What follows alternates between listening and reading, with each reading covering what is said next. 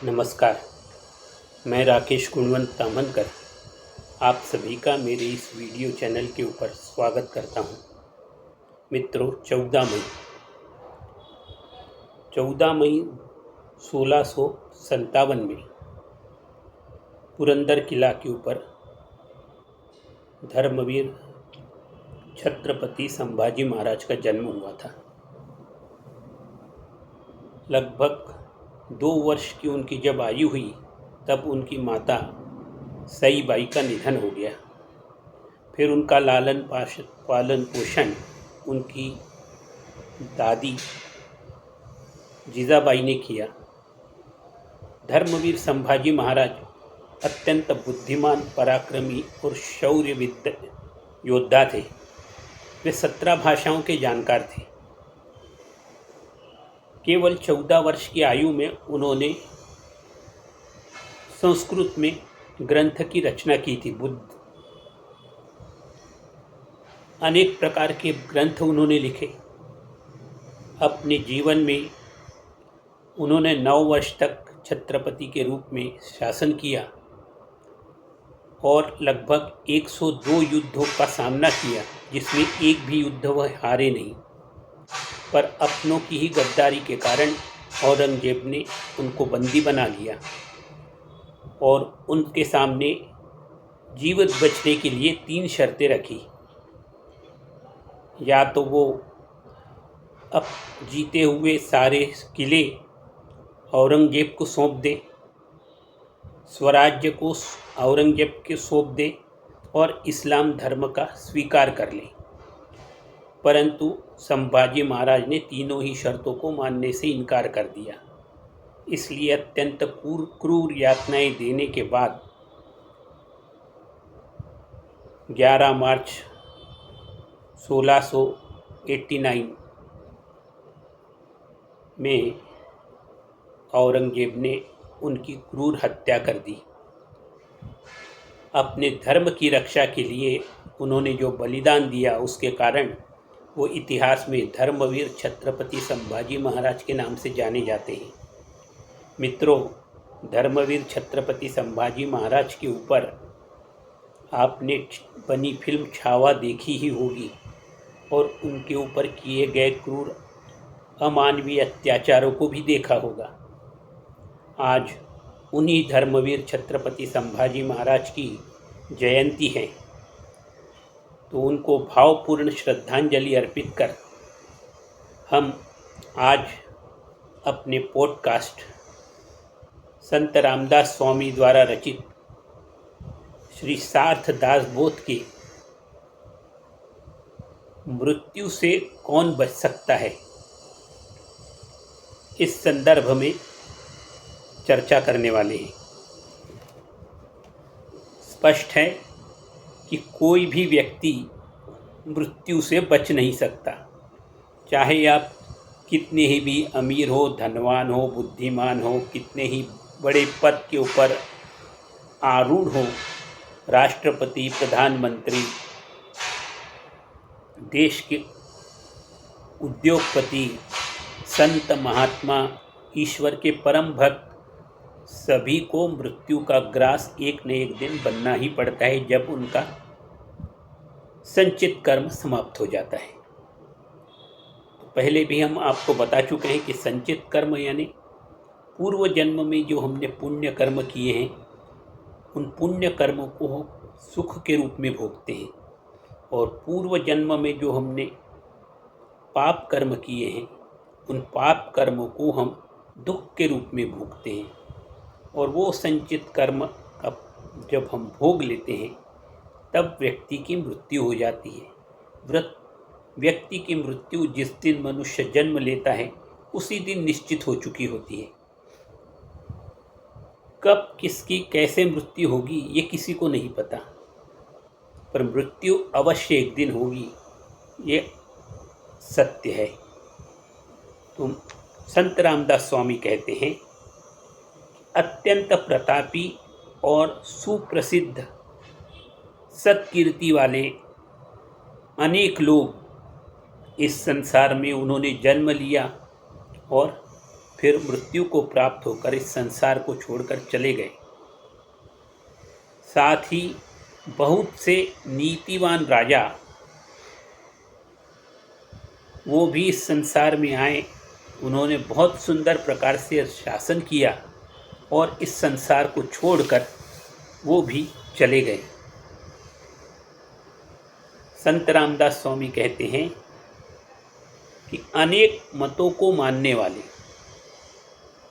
अनेक प्रकार के कार्य प्रणालियों को जानने वाले, विभिन्न प्रकार के वाद विवादों में उत्तम तर्क प्रस्तुत करने वाले, इस प्रकार के सभी लोग जो समाज के लिए बहुत आवश्यक थे, वो इस संसार में आए और मृत्यु को प्राप्त होकर चले गए। संत रामदास स्वामी कहते हैं, विद्वानों के समूह शब्दों के साथ तर्क वितर्क और शब्दों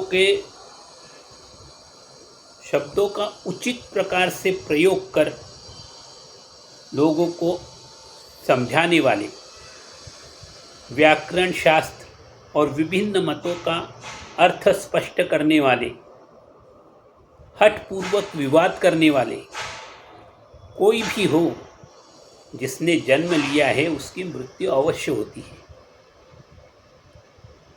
संत रामदास स्वामी कहते हैं, उत्तम से उत्तम तपस्वी, सन्यासी,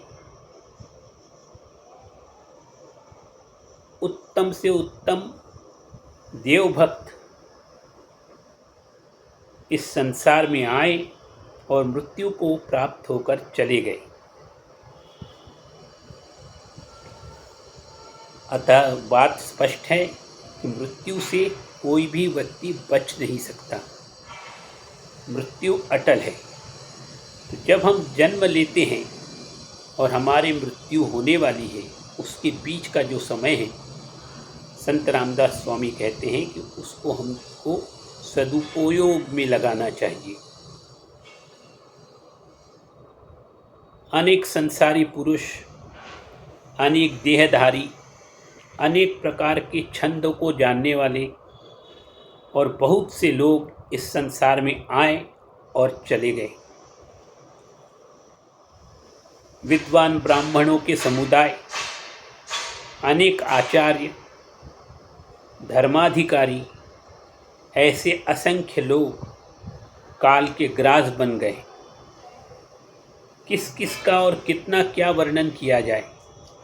कितने ही लोगों ने जो समाज के लिए बहुत ही उपयोगी थे, उन्होंने इस मृत्यु लोक में जन्म लिया और समय आने पर मृत्यु को प्राप्त हो गए।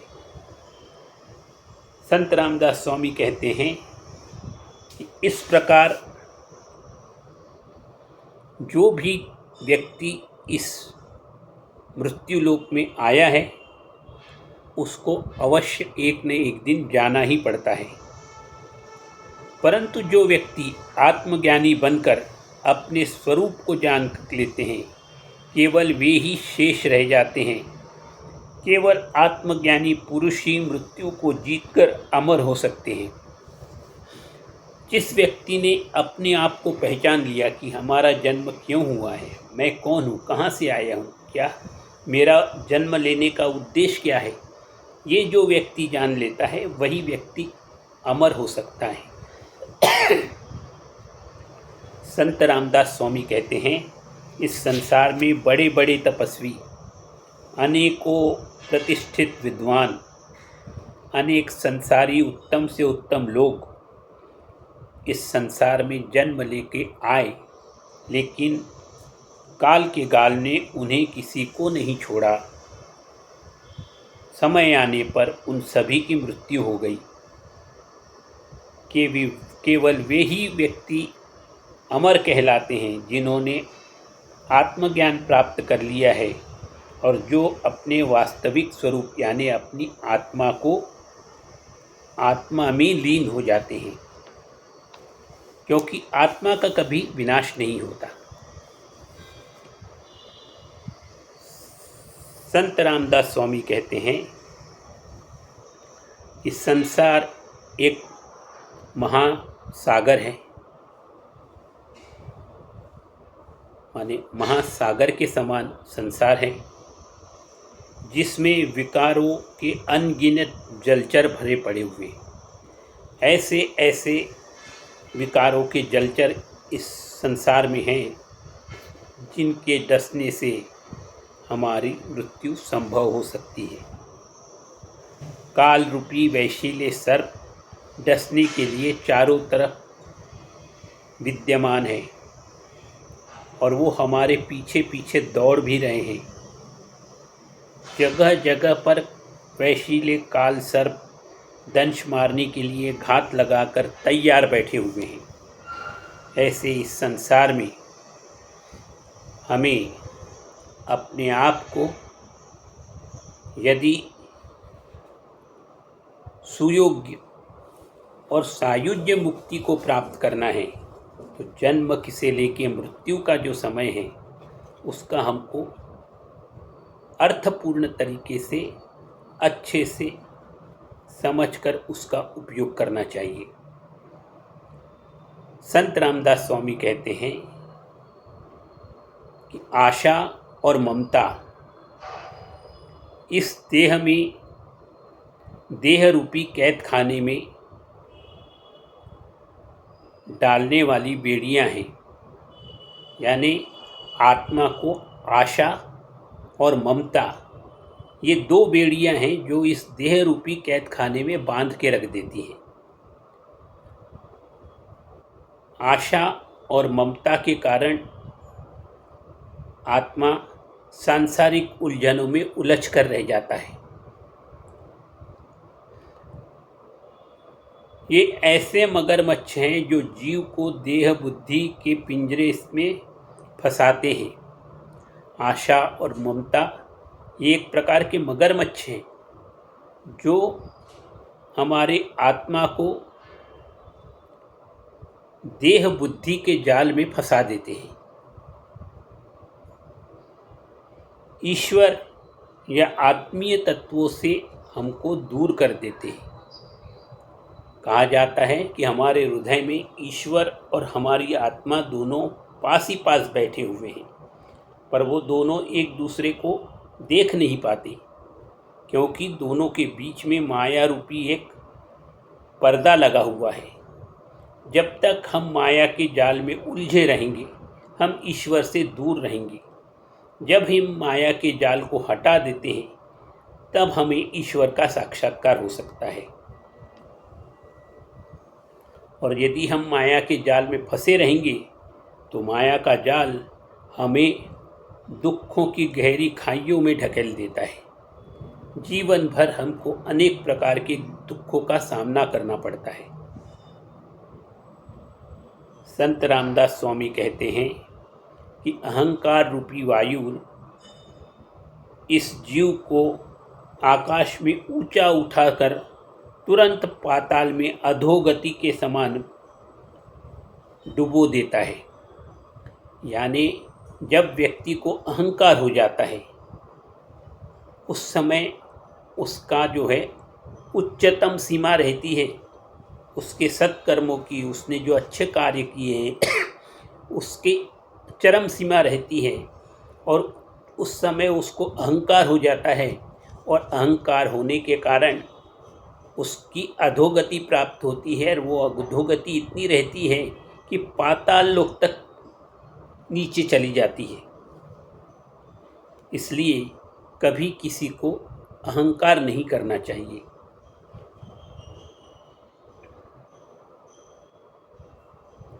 अहंकार रूपी जब हमारा मद हमारे मन में चढ़कर बोलने लगता है तो हमको ऐसी गहरी जगह पर ले जाता है जहाँ से हमको मुक्ति प्राप्त नहीं हो सकती। संत रामदास स्वामी कहते हैं कि काम वासना रूपी मगरमच्छ, इस मगरमच्छ की पकड़ इतनी मजबूत होती है कि वो कितना भी प्रयास करो छूटती ही नहीं है। इसी प्रकार तिरस्कार और द्वेष भाव इन मगरमच्छों का भी पकड़ बहुत ही भयंकर होती है और इनके भी जाल में जो फंस जाता है उसका छूटना अत्यंत मुश्किल और असंभव सा हो जाता है।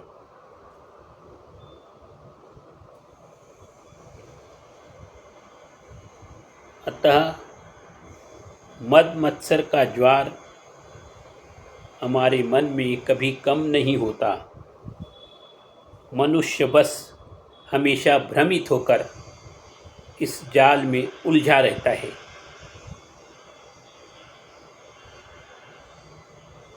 तो इस संसार से यदि व्यक्ति को सायुज्य मुक्ति पाने की इच्छा हो, उसको शुरुआत से लेकर अंत तक केवल ईश्वर के भक्ति में और भजन में अपना समय बिताना चाहिए। केवल एक वही मार्ग ऐसा है कि जो हमको सायुज्य मुक्ति प्रदान कर सकता है। संत रामदास स्वामी कहते हैं कि वासना रूपी नागिन उस नागिन ने गले में हमको कसकर घेरा डाल के रखा है और वह विष उगल ही रही है। वह बार बार अपनी भयानक जीभ बाहर निकालकर जो कि लपलपाती रहती है, विष छोड़ने के लिए अत्यंत आतुर है और अपनी जीभ को बार बार हिला रही है। संत रामदास स्वामी कहते हैं कि ये जो वासना रूपी नागिन है, इसने हमको बहुत मजबूती से जकड़ के रखा हुआ है और ये हमको डसने के लिए उसकी जीभ हमेशा लपलपाती रहती है। इसके घेरे से छूटना अत्यंत मुश्किल काम होता है, दुश्वार काम होता है। ये नागिन हमेशा जहर उगलने के लिए तैयार ही बैठी रहती है। बिना डसे वो व्यक्ति को छोड़ती नहीं है। जो व्यक्ति सायुज्य मुक्ति चाहते हैं, उनको वासना रूपी मगरमच्छ अथवा वासना रूपी ये वैशिले सर्प से अपने आप को बचा के रखना होगा। संत रामदास स्वामी कहते हैं कि ऐसी विकट स्थिति में फंसे होने पर भी जो मनुष्य अपने सिर पर प्रपंच संसारिकता का बोझ ढोते हुए उसे मेरा मेरा कहते रहता है, डूबते समय भी वह उस भार को नहीं त्यागता और अपने कुल के अभिमान में फूला रहता है। संत रामदास स्वामी कहते हैं कि ऐसी विकट स्थिति में व्यक्ति या मनुष्य या आत्मा फंसी हुई है। मनुष्य हमेशा अपने सर के ऊपर प्रपंच का भार ढोते रहता है और वो भार ढोते समय भी वो हमेशा मेरा मेरा यही कहते रहता है।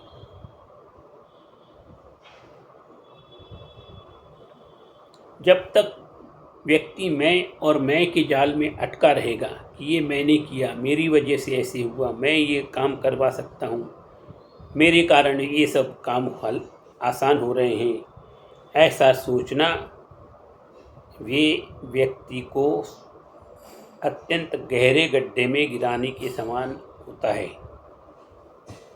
इसलिए सांसारिक बोझ ढोते समय व्यक्ति को मैंपन से बच के रहना चाहिए, ताकि योग्य समय आने पर व्यक्ति सायुज्य मुक्ति को प्राप्त कर सके।